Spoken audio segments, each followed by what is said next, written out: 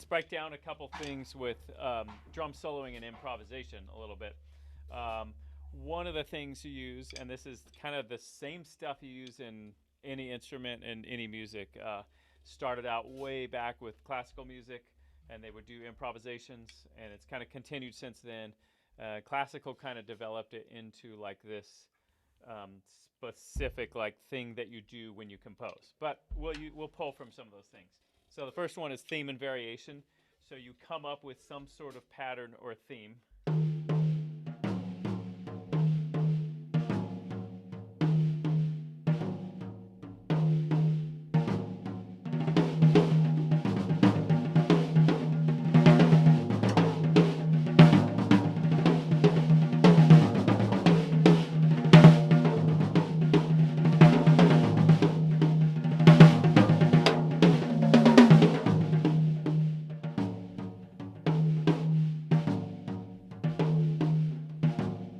Right? So you come up with some sort of theme, and then you elaborate on that. You can play more notes on it. You can move up to some other stuff, kind of away from it a little bit, but keep coming back to that and keep trying to incorporate that theme into whatever it is you're doing. And then you kind of come back to that theme. So let's try some of that. Just come up with a basic theme. The simpler the theme, the easier it is to do a variation on it and then come back to it. Yeah, that's the biggest thing when you're improvising this stuff is remembering what you started with, because sometimes it's off the top of your head. If you were going to do a performance like that, or if you were doing that as part of your drum solo, you've probably played it a handful of times, and But again, the simpler, like for now, just kind of stick with the hands a little bit and just do like a really memorable pattern. One that's nice is just kind of either moving up the drums or down the drums.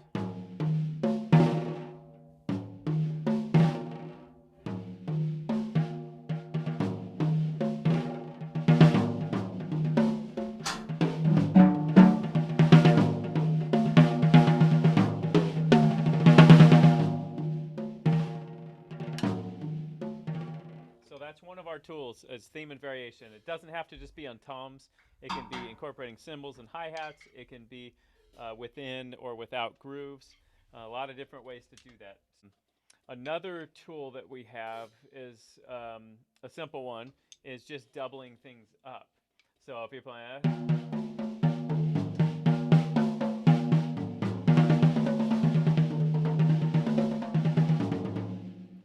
so you're just kind of doubling it, playing it kind of twice as fast, but not like the pattern twice as fast, just playing twice as many notes in each area that you're playing on. So basically the easy thing for drummers is we can just play doubles on that, right?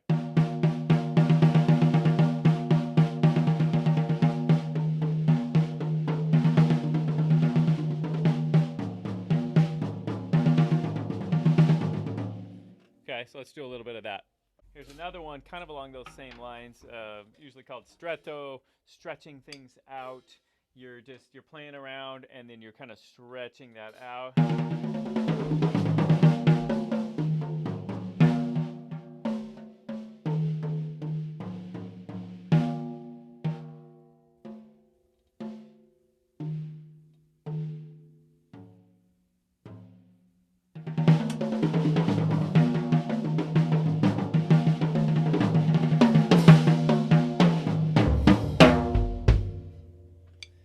Do that if you're playing kind of a free open solo, you can just do that regardless of the time or any sort of metric reference. But if you're doing that within a song or something, you're going to need to go from 16ths to 8th notes and maybe triplets and down to quarter notes and kind of keep it within that meter so the pulse is still the same. So let's try a little bit, something faster and then kind of stretch it out. And if you come up with a melody.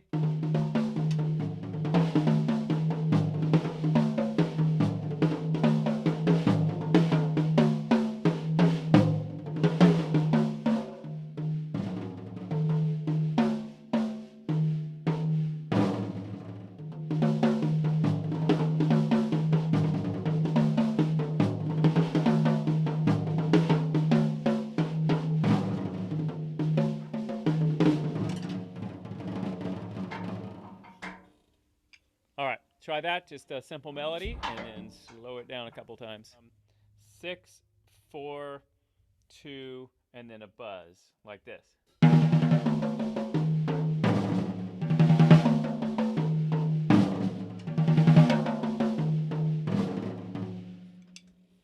6, and then 4, and then 2, which is an 8th note. So these are slowing down. Typically a floor tom I don't buzz on very much because there's so much movement from the head that it cancels a lot of the buzzes out. So I'll do like big doubles or just singles, something like that. Let me just do a side note on this one. From classical percussion, if you're playing something like timpani and even like marimba, xylophone, things like that, at slower tempos on all that stuff, when you're playing whole notes or half notes, which are kind of those slower, longer notes, oftentimes you're trilling those or just rolling those. On timpani, you tend to just do singles like that. So if you're playing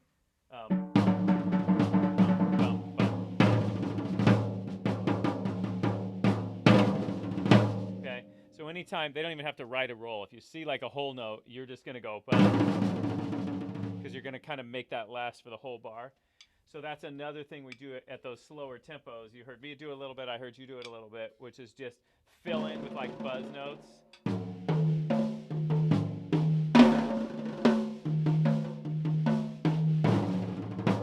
Okay, so anytime you've got a longer note that you want to hold, the single drum note doesn't really hold. So you can do those as quick singles, doubles, or just buzz strokes.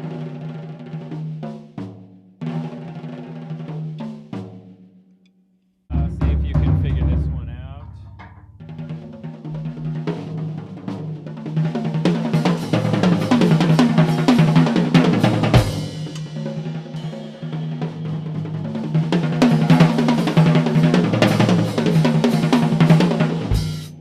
What was the main thing?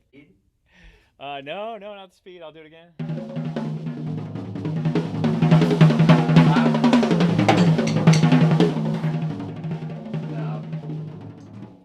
So you can kind of start to build and kind of think about how you build these solos. And there's a lot of different times when you might be drum soloing. It might be at the end of a tune, might be in the middle, might be totally free form, just big drum thing. As far as kind of your mindset around it, you could kind of just run down this list, okay, and just do like 4 measures of theme and variation, right? And then the next group, you're going to go to doubling things up, right? And then the next 4 measures, you're going to go to changing the dynamics quite a bit in what you're doing. And you can kind of just build them out like this, you know, as long as you want. Oftentimes, I'm kind of incorporating all these in some ways kind of throughout a drum solo, but most drum solos I do are kind of referenced to some sort of song, and so I'm kind of playing with what's happening in the song and the feel of the song, and I kind of have to play within that. The fun versions for me are kind of trading solos, where like the sax player solos and then you solo, and then the guitar solos and then you solo. Oftentimes that's in bars of like 8, sometimes 4, 8, or 16, or sometimes you'll even trade choruses, which would be like a whole 32 bars. But in those cases, you're kind of referencing often what they played. And so sometimes they may end in their thing going, and you pick up right with that, you know, and you kind of go with that. Other times you want to make a stark contrast, or maybe you guys have done that a couple times, and they end up going, and you come back with boom, da, skaba doom, doom, boom, ba doom, blah, ba boom, boom, right? And you totally break that monotony of like just a barrage of notes.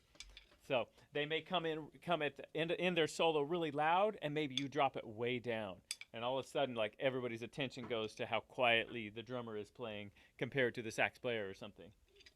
So there's a lot of things involved in that.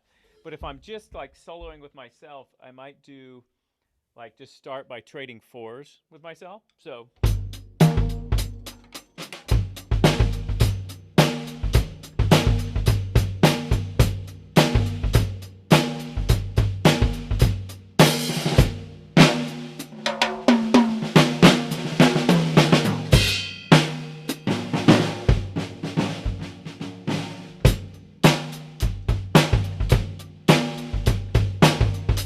Okay? So I'll play 4 of some groove, whatever groove you come up with, and then play 4 of some sort of solo, and then come back to the groove, and then go back to your solo. And you can, in practice, sometimes I'm working on just one thing. So every time I come back to the groove, and then I try that solo thing again. I'm going to do theme and variation, so I'm going to come back to it. Go to the groove, come back to that theme and variation until I really get that theme and variation to where I want it. Other times, I'm just playing with stuff. So I'm going to incorporate all that stuff and find some stuff that I really like so that when I go perform, I've got some stuff that I've practiced and played that I really like, and I can kind of start from there. So let's just pick some sort of groove, play about 4 bars, and we're not going to keep track too closely, but this is really good to do with the metronome so that you know you're always doing 4 and 4. But for now, about 4 bars of solo, and kind of go back and forth a couple times.